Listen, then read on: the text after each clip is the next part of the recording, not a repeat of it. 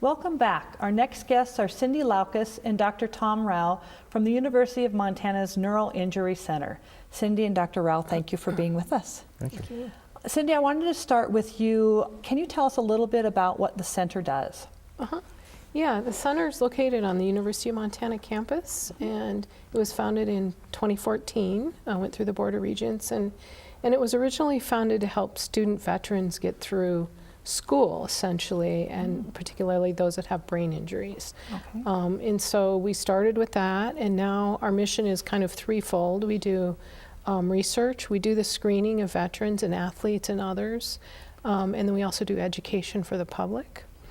And we have a strong focus in our research right now into developing sort of multimodal technologies for looking at brain injury from all the different aspects. And so we have developed, our research group has developed some really interesting technologies that can be deployed, rapidly in rural settings. They're mobile technologies for looking. We have a virtual reality cognitive testing unit now.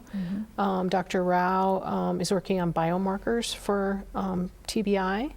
And we also have some equipment that's really sophisticated for balance testing and eye tracking, all things that are more objective measures for brain injury. So we're looking at it. We're looking at it from the research perspective and sort of the treatment perspective. We do initial screening for mild TBI. Okay. Great. Dr. Rao, I wanted to ask you a little bit on the traumatic brain injury, or TBI, and we've been discussing concussions. So does your research show that repeated concussions can actually lead to a TBI? Right, well, TBI is a kind of a general classification for all brain injuries, and so concussion is a very mild form, or the mildest form of traumatic brain injury. And so there's definitely evidence that individuals that receive repeated head injuries are at greater risk for long-term symptoms and longer recovery.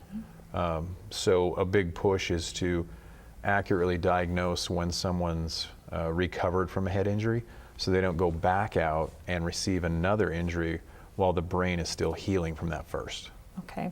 So can you tell us what maybe the top 3 long-term effects of a traumatic brain injury might be? Yeah, it seems that most individuals that are having long-term symptoms, they are difficulty in concentrating, headaches, and memory impairment. And that's not an all-encompassing list. There are some other things, sensitivity to light and noise, social anxiety, but the headaches, the concentration, and the memory difficulty tends to be the most prevalent. Okay. Cindy, I wanted to come back to you. With people who have had, a TBI, is there any remedies that you can, that they can do that would help them improve, or is this just learning to live a new normal type of life for them?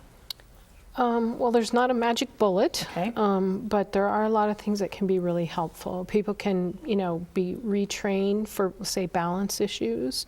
They can get help for mood issues, either through medication or counseling.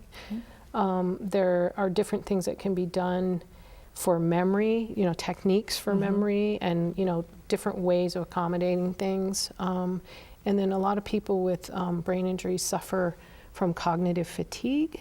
And so just actually taking breaks when you're doing something that's really mentally taxing and not doing it all in one big chunk can be very helpful. There is a lot of help out there, but again, there's just not a magic bullet, unfortunately, but there is, not to despair, because there are ways to deal with the symptoms.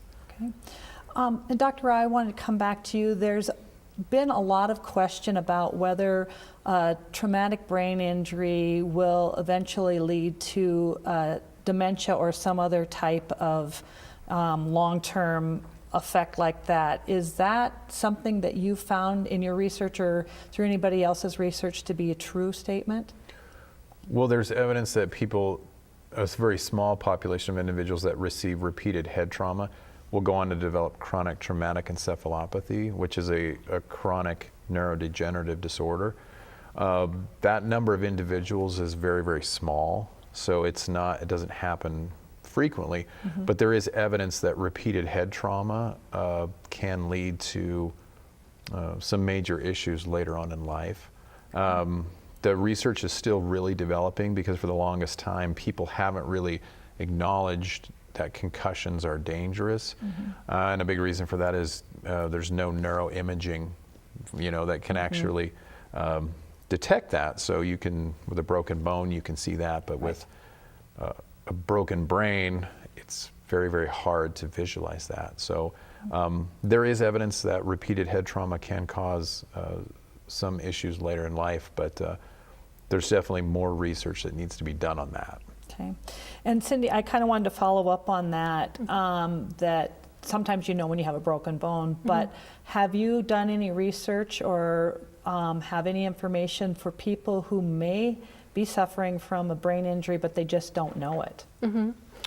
So that's a lot of the people we see at the center are people who come in and they've had these symptoms that are just unusual for them. They have a lot of trouble sleeping, they can't concentrate.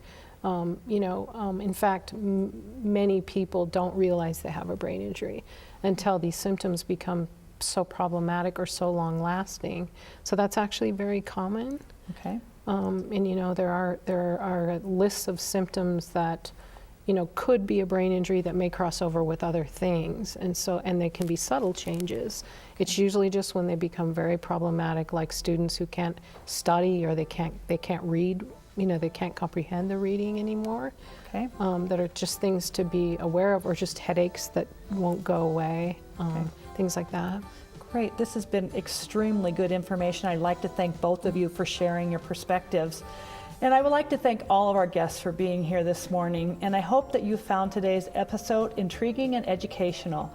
Until next week, stay fit, stay well, and stay healthy for life with Healthy Living for Life. Healthy Living for Life is brought to you by Mountain Pacific Quality Health.